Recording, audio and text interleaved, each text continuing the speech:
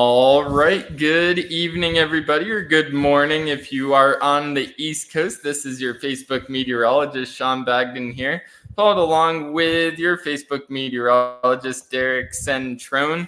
And we are live to talk about Hurricane Milton, which is now still a Category 5 hurricane as it makes its way across the gap between the Yucatan and Cuba. At this point, we're already seeing it to start getting picked. We're already starting to see it get picked up by the trough axis as it was expected to. And we're also seeing some other guiding features in this satellite image as well, which we're going to break down for in a minute here. But there's certainly some things that we're thinking right now that are going to be different than what the National Hurricane Center is thinking. And there is a couple reasons that we're thinking a little bit differently than them at this point in time. But we're going to break that down through this whole live stream. So I'm going to let Derek take it away on the current satellite imagery we have here of Hurricane Milton. Sorry.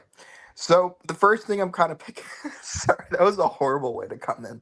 Okay, let's restart that. Let me restart We'll that. My lungs decided not to work for a second there, so I'll come back in a little bit better here. So starting off, the first thing I do notice around this hurricane is the pink cloud tops that we're still seeing. These are very, very cold cloud tops, meaning this is a very strong storm still. A lot of people were thinking that this thing was going to start its weakening cycle right now. It probably is starting to weaken a tiny bit, but it is not weakening substantially quite yet. Right now, a big question mark we have on the system is the next eye wall replacement cycle. When is this going to occur? Is it occurring now? And when it does occur, what is exactly going to happen to the system? Because a few things that we're looking at is, first of all, the overall intensity of the eye wall the overall intensity of the storm when the eye wall replacement cycle does exist. It does cause fluctuations in that intensity. It will rapidly decrease the intensity of the storm as that eye wall opens up. And that wind does have a further distance to travel around, which will decrease the velocity of it, eventually re-intensifying when that eye wall is able to contract back down to the size it was. But there are a couple things that are impacting that eye wall replacement cycle whenever it does happen that could get in the way of that re-intensification happening. The first thing is, if you do notice over to the left side of the storm, how much more significantly clear it is than the right side. That is that dry air wrapping it around behind that trough, and eventually that dry air is going to get wrapped into the system, which is going to cause that rapid weakening of the system as it does make landfall eventually. But if that were to occur during an eye wall replacement cycle, that would allow a little bit more of an opportunity for that dry air to make its way into the eye wall and eventually into the core of the system and weaken it even further. Sean, do you have anything else to add to that? Yeah, absolutely. So one thing that we're seeing right now that is quite interesting that we really haven't seen through the lifetime of the storm is the actual core of the storm is starting to get displaced from the center ever so slightly. As you can see at the beginning of the satellite loop here, the eye is completely centered within the core of the deepest convection. Once we get a little bit later on and it starts to make that northerly turn, you start to see the eye migrate more to the northern end of that deeper convection. And it's that movement there that is associated with the shear of that trough axis that's moving in, starting to move those higher cloud tops away from the center.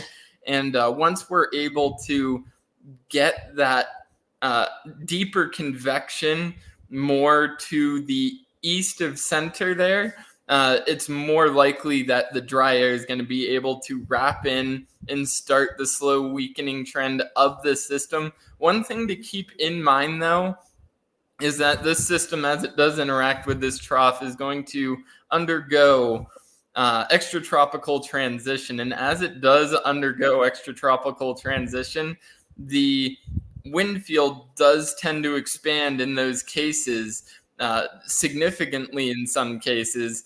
And as that happens, it'll start pushing even more water along with it. And it's also going to make it harder for it to weaken rapidly because it'll be a much bigger storm. It'll be harder for the shear to really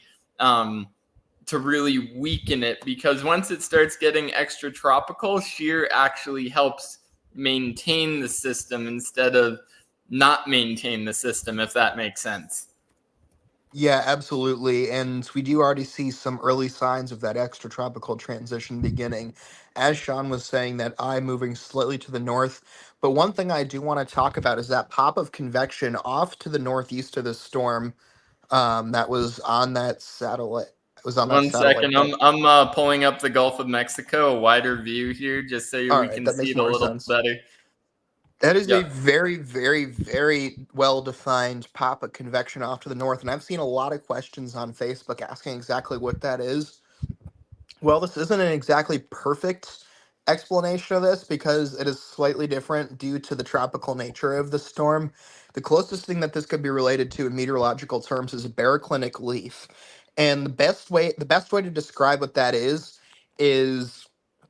before a fully extratropical or mid-latitude cyclone like low develops, there is a cloud structure along the baroclinic boundary that forms that looks very similar to this.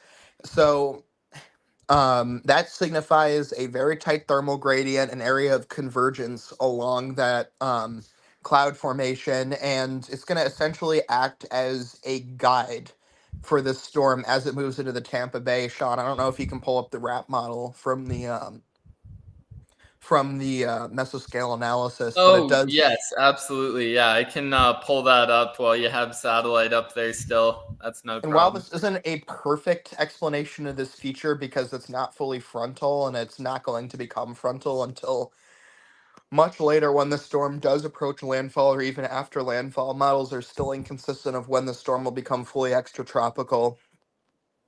Those characteristics of the system are the things to keep in mind because it is going to be following those characteristics of almost that baroclinic leaf structure, and it's expected to ride that baroclinic boundary into Tampa Bay eventually here. Yeah, absolutely. And I actually have what Derek was talking about all set up here for you guys. And what we can clearly see here, we do have the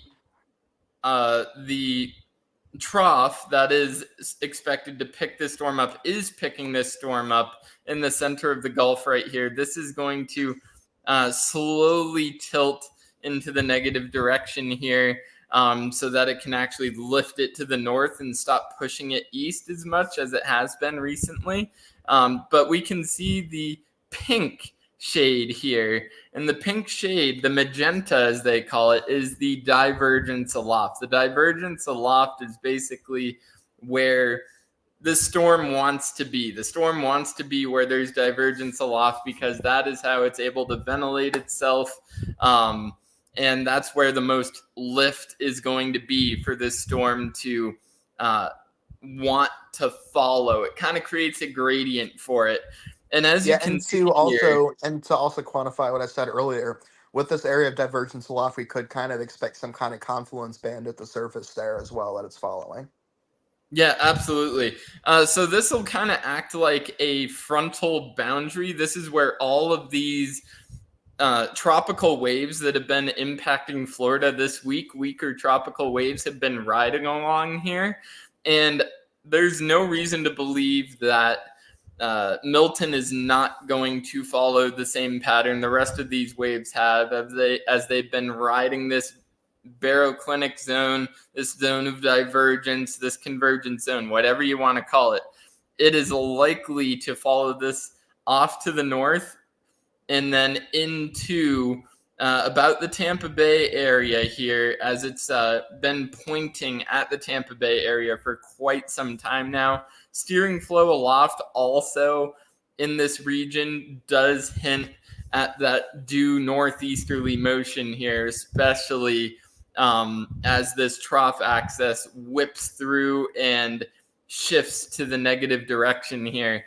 There's at least 3 things on this map that I'm seeing that pretty much confirm a Tampa Bay area landfall, whether that be south of the bay or on the bay or like a mile north of the bay. I think that is where these parameters at least are guiding the storm, likely right to the bay, Tampa Bay, which could have some interesting implications, which we'll get into a little bit later here.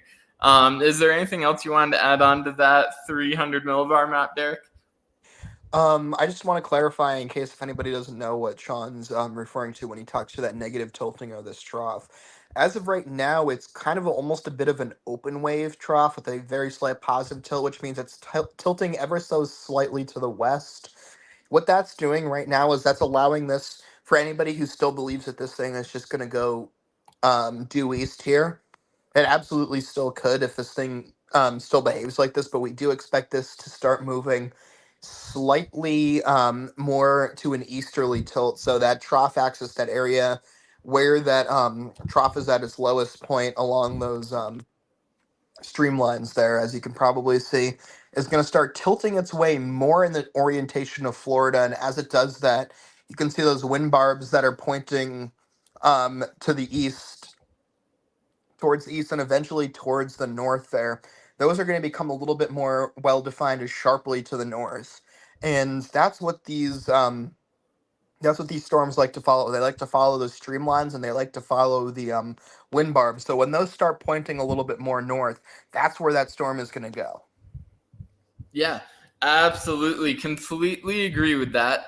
And I don't think there's a better way to show what we're thinking than on a model that is actually initialized correctly. How's that sound? Yes, I would agree with that. Okay, perfect. And the thing with today, I should actually probably bring this up and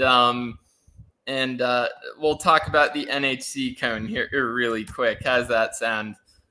I would agree. Okay, here is the NHC cone from the 10 p.m. advisory right here. Let me actually get a better one for you that's a little bit bigger, easier to see. Here we go. This is the 10 p.m. NHC cone. What we're seeing here, the trend has been to the south in the NHC cone.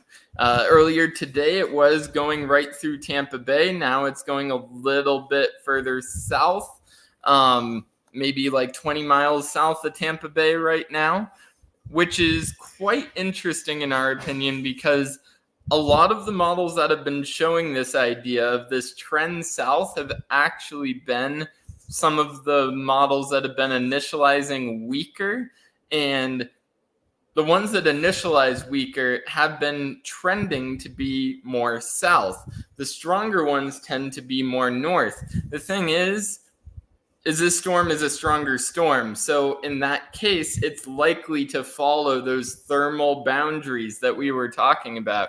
That baroclinic zone off to the north associated with the trough. It's going to follow its baroclinic leaf structure off to the northeast. It also has that area of that band of diffluence aloft, which it's going to follow right into Tampa Bay. There's a lot of different things. There's the loop current. Yes. The loop current right off the coast of Florida is oriented south to north. And it is likely, as long as it maintains major hurricane status, which there's no reason it can't at this point until landfall, it will likely try to pull along the loop current until the trough actually kicks it off of it. But if it interacts with the loop current before that happens, it'll likely take a sharp northerly turn and then get kicked to the east by the trough, which is shown in model runs, more accurate model runs that initialize correctly. You do see like a 90-degree turn to the east once the trough kicks it off of the loop current here. And we're going to show you on the models what this looks like exactly. So the one that initialized semi-correctly. It's only 4 millibars off. There's some that are initializing as far off as 35 to 40 millibars on the 0Z runs, which is significantly off on intensity. This is the H-Wharf. The H-Wharf did initialize quite well for this storm for 0Z runs. 909, we're looking at around 913 or so. You're not sharing it. Huh? You're not Oh, sharing I'm not sharing it? Okay. Here we go. Now we're sharing. There you go. Okay, very good. But here's Hurricane Milton at 0Z when it initialized here. Pretty spot on the intensity and everything. So pretty happy so far. As this moves on off to the north and east here, you can clearly see, especially in this frame, you start losing the southern end of the storm. The winds start to decrease down here. This is likely as the dry air from that trough axis turning negative is working its way in to the southern end of the system here. And then what you'll see, it'll slowly wrap into the core, and you'll see the southern end get completely cleared out here eventually as we move on further to the north. But again, that extratropical transition is going to expand the wind field, meaning increasing the surge threat for those concave bays.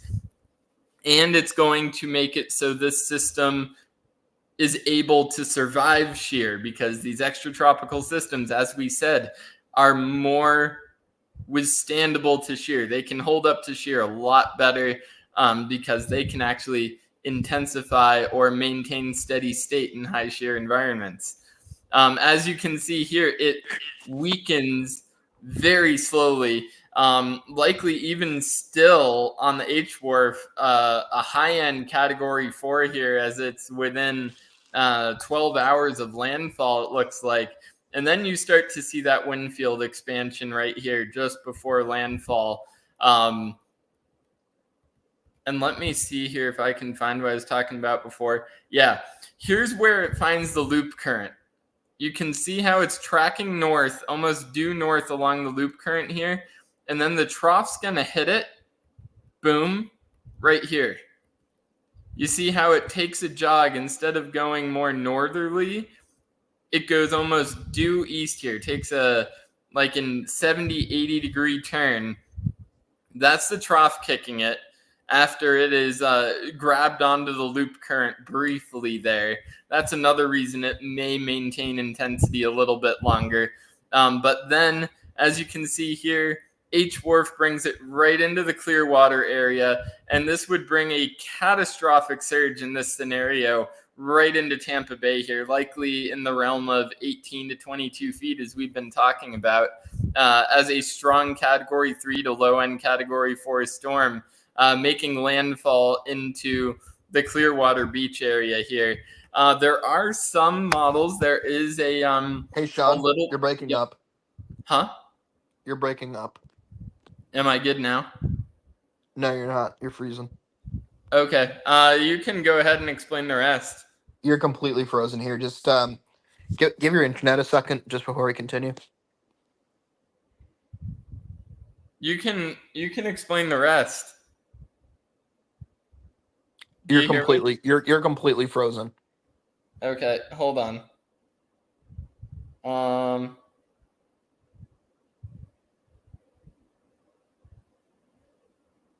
Okay. Am I good now? Can't hear you. No?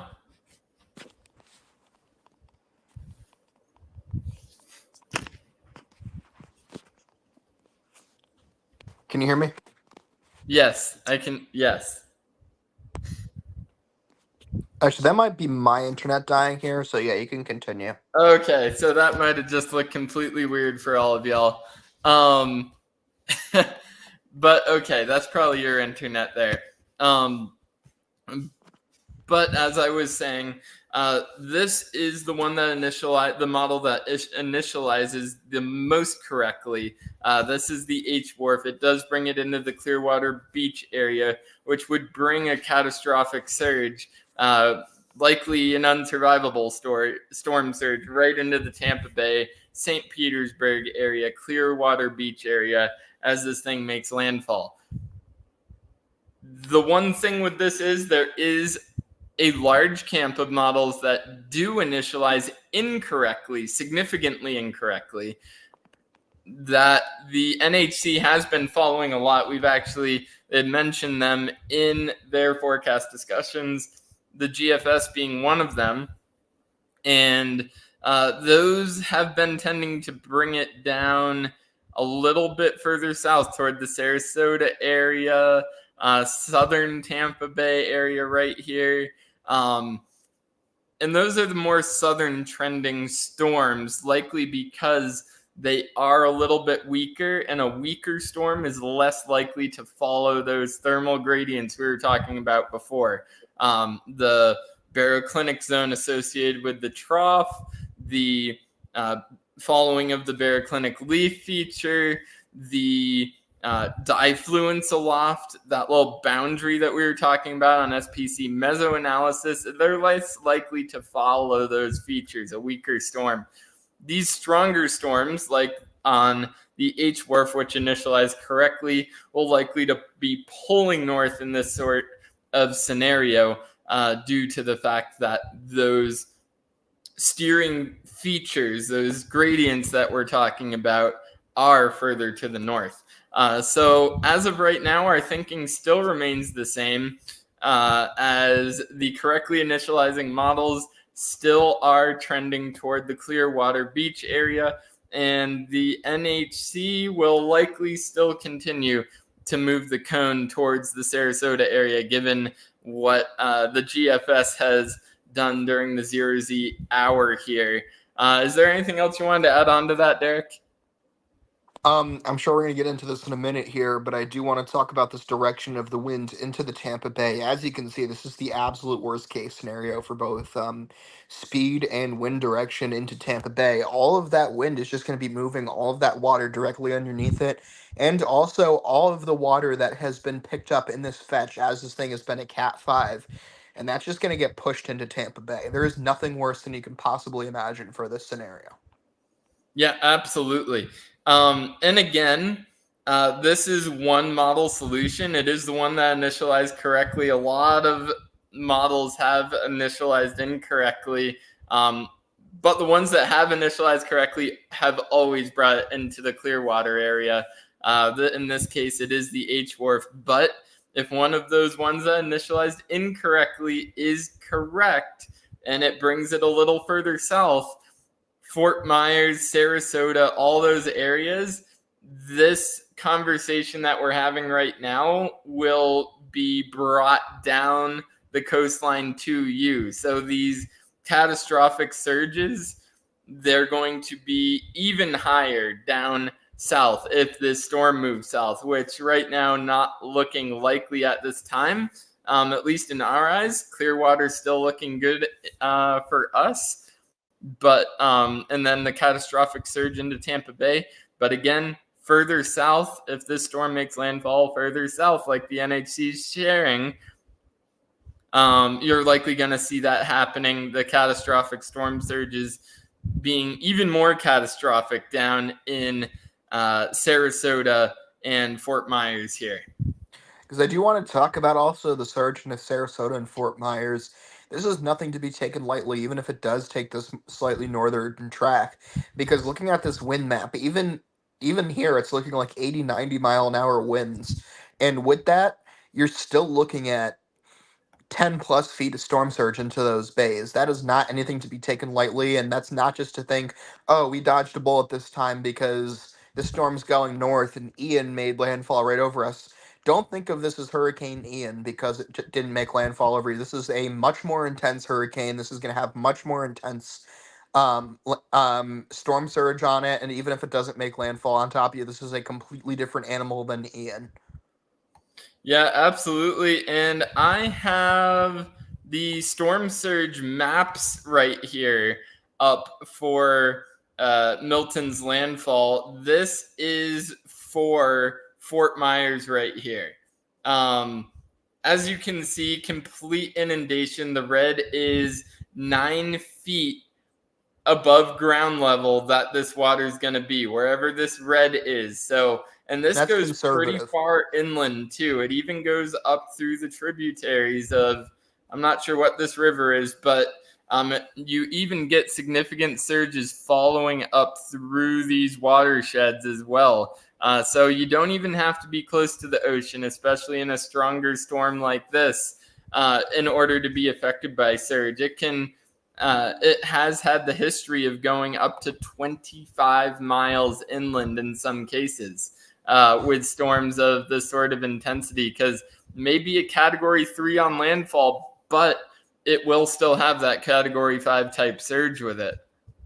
I would go as far as well as saying that this 9 feet is rather conservative too. Some of these areas can see more than that, especially if this thing does take that slight southern shift. Let's go take a look at the Tampa Bay storm surge. I do want to see what they're saying for that because we Yeah, should not we absolutely. should Well, so right now, since the NHC has moved their cone to the south, they actually have pretty much a negative surge in Tampa Bay. Yeah, because I do want to discuss the two scenarios that we see here in Tampa Bay. I think that this is I hate to say this, but this is a rather reckless graphic because this does not take into account of a shift north again. I think that um, all of these areas should be rather On all these alert. areas should be rather even because there is an pretty much 50-50 shot of this thing going north or south right now. And this is showing only what would happen if this thing goes south. There would Mm-hmm. only be minimal to even negative storm surge. Negative storm surge is what happens along the side of the storm where the water gets pulled out and around the storm and into the bay, usually to the south of the storm. Um, and this negative storm along the negative surge rather along the north of the storm is currently positioned over Tampa Bay, which is still a possibility. We saw this during Ian, but assuming that this is going to happen in Tampa Bay, after the models have had their consensus of landfall in Tampa Bay for the last several days here, I would go as far as saying that this graphic is reckless. It's going to give people a Absolutely. false it's And going to give people a false sense of security, and it's going to make people think that this is going to be another case where the storm misses. If this happens, I'll absolutely eat my words and say that this is the proper thing to show if the storm does make landfall south of Sarasota. But if this storm does not make landfall south of Sarasota, mark my words, we're going to be seeing landfall storm surge values north of 15 feet in this exact area where this negative surge is going to be impacting. absolutely. And there's a little bit of math done on this map when uh, it was showing landfall north of Tampa. And it had 70% of the population of Tampa underwater, with 40% of the population of Tampa under at least 9 feet of storm surge, which is a significant amount of water to be going into such a populated area here. So, definitely, if you're in Tampa, a 5 to 10 mile shift in the current track could literally be the difference between life and death for a lot of people in this area. Absolutely. Um, so it's really important to just take into account that yes, there is a possibility for the surge to become negative, but that would heavily depend on that southern shift of the storm's landfall. And that cannot be counted on right now. I would say, if you live anywhere between just north of Tampa, all the way down to south of Fort Myers, to expect 10 plus feet of storm surge at this time, because that is a very, very real possibility. And at some point, one of these areas is not going to be getting that storm surge because once this thing has a more accurate landfall, this isn't going to be the largest hurricane in the world. This is not Helene. It's going to be large enough that it's going to cause storm surge over most of these areas, but we will know more of that tomorrow once this thing finally does kind of come into its final track. And we'll know, is this thing going north? Is this thing going south? But until then, if you live anywhere between just north of Tampa, I would say maybe Newport Richey is your furthest north point, all the way down to south of Fort Myers, maybe even Naples. to expect that 10 plus feet of storm surge, because it's you would rather prepare for the case of you getting that than underestimate it, expect to get negative storm surge or weaker storm surge because it went really far north, then realize you're in a bad position, you're on a barrier island, your whole first floor of your house is flooded, you're on the second floor, and you're dead. Yeah, absolutely. Completely agree with that. And there's another threat that will happen in Tampa, even if you do get negative storm surge, and that is the freshwater flooding. Usually on the northern ends of these extratropical cyclones or transitioning cyclones, you can tend to get some pretty significant rainfall totals, especially when you mix this with rich Gulf of Mexico moisture.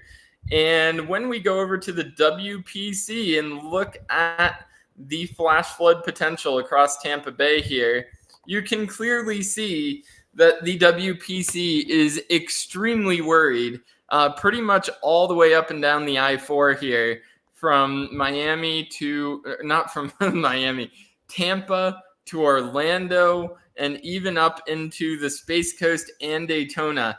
At least a 70% chance or a high risk of extreme flash flooding happening here. And yes, a high risk has been issued for Helene up in North Carolina, up in Vermont several times with landfalling storms that completely decimated the state. And we all know and are very familiar with what high risk of flash flooding events can do. And this is likely going to lead wherever this system tracks, anywhere to the north of this system, probably by a range of about 50 miles north of the system.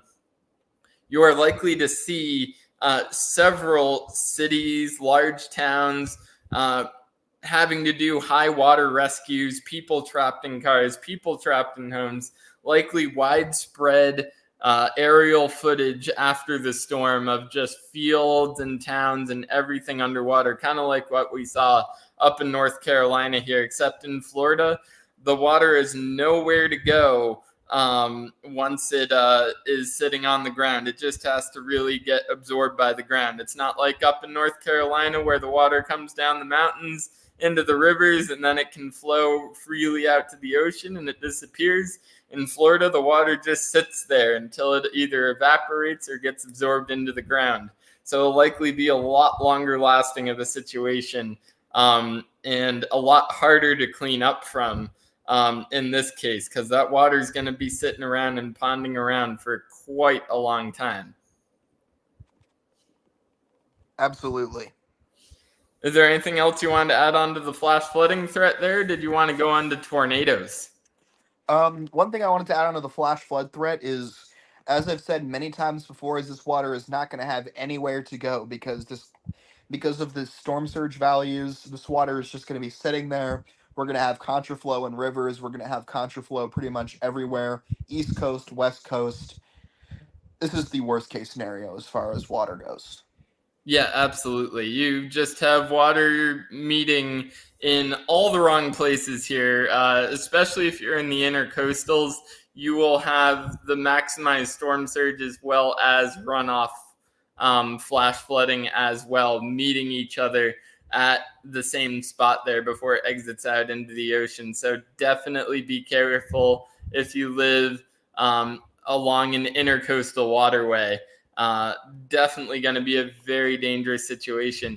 But I think it's time to go over and talk about the potential supercell threat here. I think the best way to go about this, even though it's not the best for forecasting hurricanes, we are not forecasting a hurricane in this case. We are forecasting the thunderstorms and the supercells that come along with them. So we're going to have a quick look at this here. This is the high resolution NAM model right here. And we're going to have a quick You're not look. sharing it. Oh, okay.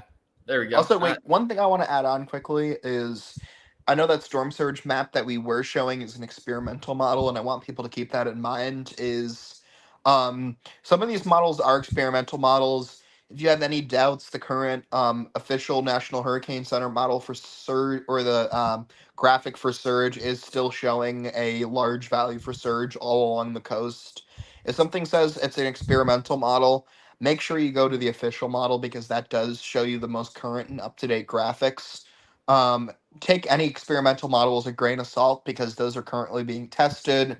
There's going to be inaccuracies, and that was not meant necessarily at a bash at that experimental model, but that just shows that sometimes those experimental models are very, very, very susceptible to bad information, and at this point, it is looking like that is going to shift.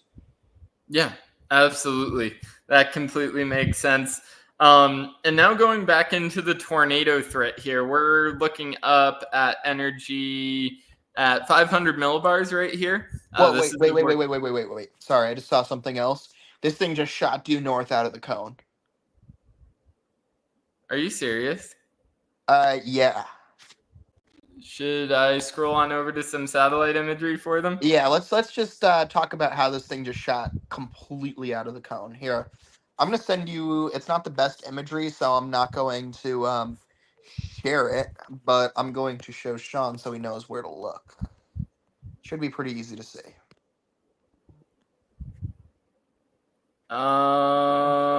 Okay, yep. I kind of see it right there on the last frame. Yeah, Yeah, it's this. definitely made a pretty solid northerly turn right there.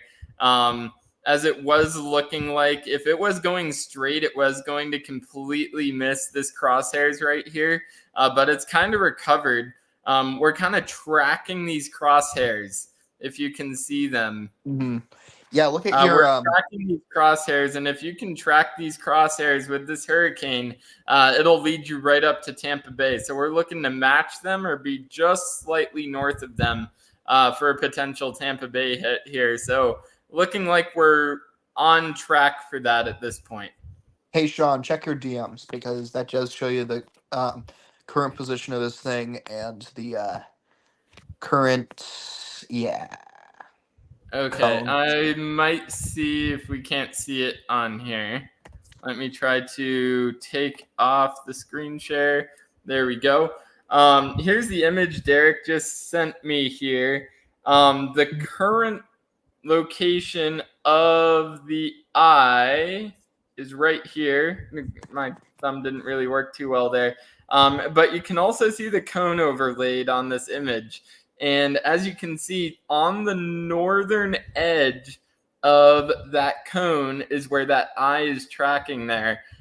Which the northern edge of the NHC cone right now is a little bit north of Tampa Bay. So we're going to have to keep a very close eye on this to see if it continues to track on the northern edge of this cone or even blast outside of the cone, as that could significantly change the NHC forecast and cone as we move into the next advisory coming this morning.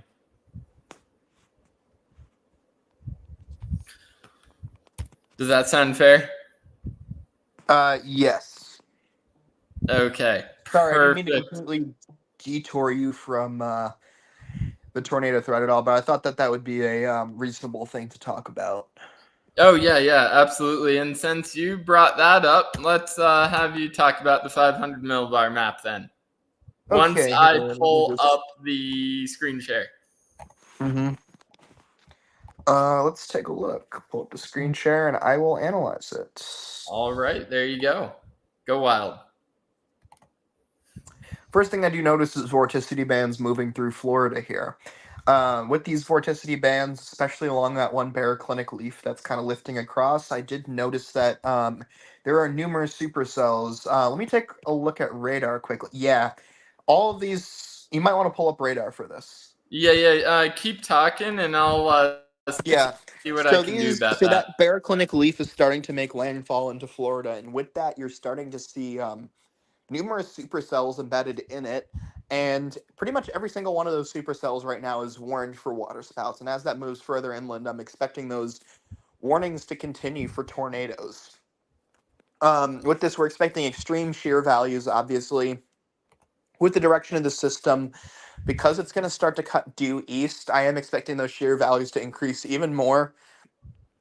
And this isn't necessarily being seen quite yet, and I'm sure Sean can show this later, but as the system starts to have its extratropical transition and wrap that dry air around the southern side of it, along the southern feeder bands, I'm expecting that dry air aloft to act as almost an EML, isolate Mhm. those cells a little bit better, cool off the upper levels a little bit, and really enhance this tornado threat. And I've even seen a little bit of cape on these soundings as well. And for people who don't know, yes, you usually do want cape for tornadoes, but you generally don't need it for these hurricane based tornadoes because there's so much natural buoyancy in the air from these tropical systems. But with that little bit of added cape, that can turn this from a pretty decent tornado producer to a monster tornado producer really quickly. Absolutely. And that's the most dangerous part about these uh, strong hurricanes, especially in transition with the right front quadrant or the northeast side of the storm in this case, making landfall while that dry air is getting entrained. We can probably actually pull up some soundings here while we're waiting for radar to load. Yeah, right here looks to be when some pretty strong tornado potential is realized, right up in the Bear Clinic leaf zone right here, right along the I-4 apparently. Yep. Ooh. Okay, that's a little bit weird. Yeah, Hold on here. let's get a different sounding. Let's get a little bit of a different sounding there. Let me go a little bit more into the afternoon, and we'll get into. Yeah, that looks a Yeah, little that bit looks good. better. That looks good. Like get one of those ones along That like the looks much I-4. better.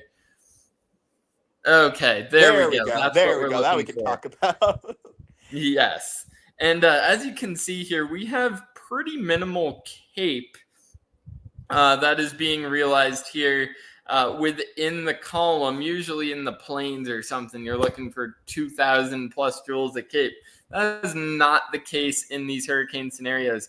You can see in the low levels, we do have that buoyancy as shown by the extremely negative omega here. That's just showing you how buoyant the air is, how easily it is to rise, and that associated with just a little bit of cape within the column is enough to create strong enough updrafts for these tornadoes to form, and potentially several of them with all this energy that is getting thrown out up in front of the system and interacting with a potential stationary boundary up here, which could have an even more interesting look as dry air starts to get funneled in from the south over the peninsula of Florida. As you can see here, we're already starting to get some of that dry air intrusion happening aloft here as you're seeing the temperature and dew point have a slight spread here. In a tropical system, it is very rare to have a huge elevated mixed layer. So all you really need, everything's much smaller that you need in a tropical system in terms of tornadoes than if you were out storm chasing in the plains. Less cape, just more buoyancy is needed, and just a tiny little bit of an EML is all you need to really get these storms to take off, such as this right here, sitting at about 650, 700 millibars right there. That is just about enough of an EML to really get things rolling here. And looking at this, low-level helicity values, storm relative helicity values here, already starting to push up near 200 meters per second squared, which is definitely enough to get a low-end tornado threat rolling here across all these bands as they especially make landfall on the shoreline of Florida here. Definitely need to watch out, especially south of where this thing's landfalling, and also a secondary area I would want to watch as well up near the stationary boundary where all of this Gulf moisture is getting pummeled into. There will be a turning of winds with height up along that boundary as well that I'm quite interested in. in terms of a tornado threat along the track of the cyclone. So again, this would be where that flash flooding threat's going to be. It's going to be along and north of the I-4 in that 50-mile band north of where the center tracks. That will likely be the highest tornado potential over that way. And the way that you start getting these wind profiles to be favorable for tornadoes in these tropical systems, it is all because of the difference in wind speed as you have all with height. Wow, I can't talk. But you have the trees at the surface, you have the buildings at the surface. That really slows down these higher wind speeds that are aloft with these tropical systems as they make landfall.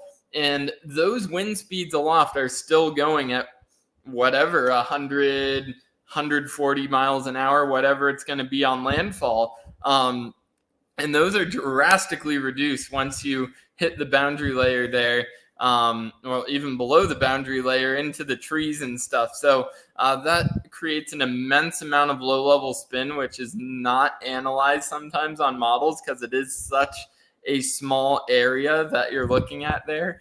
But again, go ahead. I remind Sean of something as well.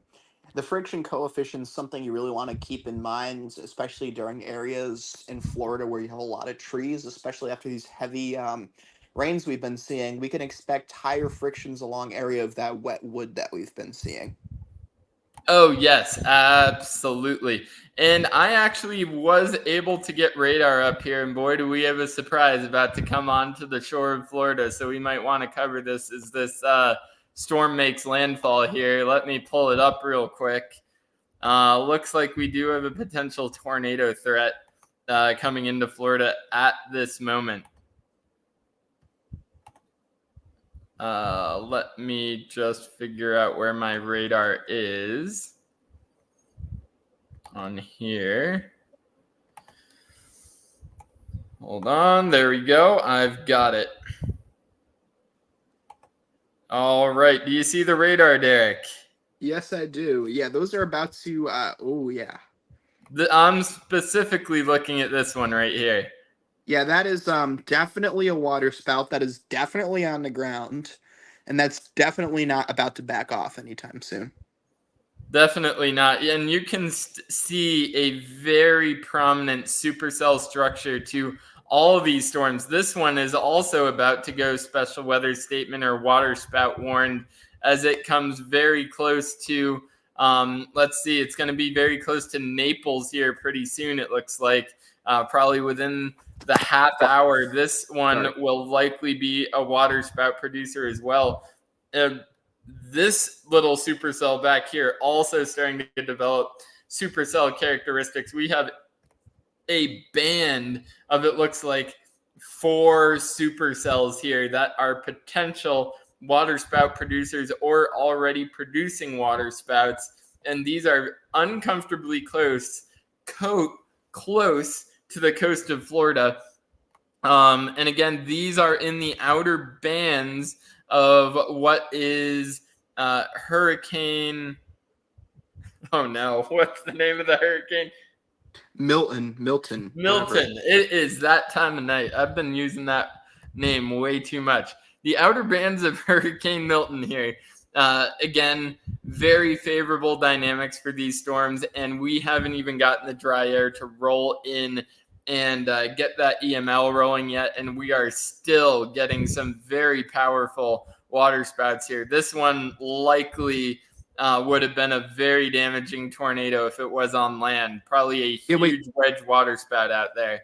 Can you turn off that TVS indicator on that radar? Because I want to see something. Sure. Okay, zoom in on that cell again that you were just on.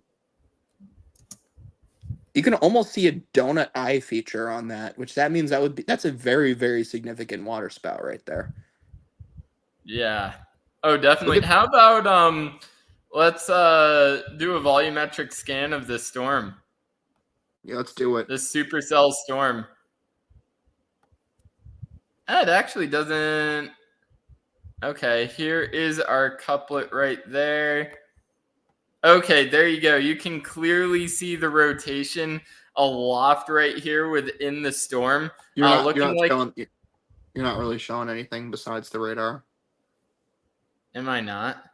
No, Does it it's not just showing the. pop up? I've actually never tried to share that here. So Yeah, let's the see if pop-up's I not can. showing.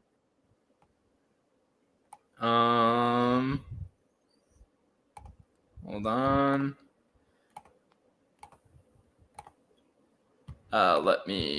Okay, I've got it. I just have to switch between the two. But you can clearly see here on the volumetric scan, that rotation does go up into the cloud base here pretty good ways. It looks like it's rotating up to about 15 or 20,000 feet here within the column of this thunderstorm here. Likely, if this was during the day, it would be very visible and on the edge of the clouds here. Looks like a nice little LP supercell forming here just before the main outer bands of Milton come through. This was likely a very powerful, oh yes, right here. That is a very powerful rotation that is in this supercell right here. Likely a large and dangerous water spout dropped down at this point and was probably on the ground for a good amount of time here. As you can see, this kind of cycling through, and it looks like it's actually starting to gain some significance or prominence about it again, as this is continuing to cycle water spouts just before landfall in Florida of these supercell storms. Yeah, and I do want to add something onto that. Is I was in Daytona Beach for the beginning parts of Helene. These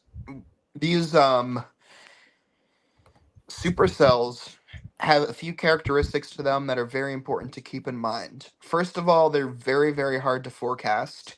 So you're going to have very, very random cells that are moving in that don't look like they could be significant, that can drop tornadoes or water spouts. Wow, look at that donut eye on that. Yep, and we just got a new tornado warning on this. Good. But And continuing it is what I almost was including Naples now. so what I was gonna say though is these cells can be very, very hard to see on radar. They can look like a normal afternoon thunderstorm on radar. They move very, very fast. They are cyclic, which means that they will drop a tornado or try to drop a tornado, die off, wrap back around again, and try again. And I saw this happen during Helene when I was just hanging out in Daytona Beach. A little thunderstorm rolled through. It had a little bit of an RFD signature on it, so I decided to go just watch it. RFD wrapped around it, punched in, dropped a little funnel, and just went away like nothing ever happened. So that's how fast these storms go from being a little bit of a rain shower to trying to drop a tornado. So if you see any outer bands coming towards you, expect that any one of those cells is going to try to drop a tornado. And it's going to be very Absolutely. fast moving. And this one right here, it looks like it means business. This water spout is not let up for several frames now, and it actually looks like it is intensifying as it makes its way toward the Florida coastline, looking like it's going to make landfall anywhere between Everglades and the Naples area. I don't know what this highway is right here, but if you are driving anywhere between the Everglades and Naples right now, or within the next hour, I'd say, this is likely going to be making landfall. Doesn't look like it's going to let up anytime soon with any of these cells, especially this one. But likely a strong water spout is ripping along the Gulf shores right here, about to make impact to the Florida coastline here within the next 20, 30 minutes or so. I would agree. Yeah, that is an increasingly dangerous looking signature right there. That's something I would want to be chasing if that was on land, which means that is not good. Is there anything else you want to add on to the potential tornado threat here, Derek? Nope, that's pretty much it. All right, that sounds good. And as long as there is nothing else we wanted to add on here for the actual hurricane itself, current forecast looking like we're still going for Clearwater Beach at this time, especially with that current northerly shift in the track here. And let me see here. It looks like we do have a couple questions. They're asking, where is the storm now? The storm is about, I would say, 22 hours out or so from impact. The storm is currently located a little bit to the north of the bay, in between the Yucatan and Cuba right here. And the storm is finally made its northerly shift. Milton has made its final northerly shift right here as the trough's picking it up. You can see the keys out over here. And as we were analyzing earlier, the most accurate model runs right now are bringing it just north of Tampa Bay into the Clearwater, Florida area, likely as a high-end Category 3 hurricane with extremely potentially damaging to life-threatening surges, potentially in Tampa Bay, but definitely into Sarasota and Fort Myers as we move through likely the afternoon tomorrow into the evening and overnight tomorrow as well. We'll be seeing a couple of tide cycles here with significant storm surges.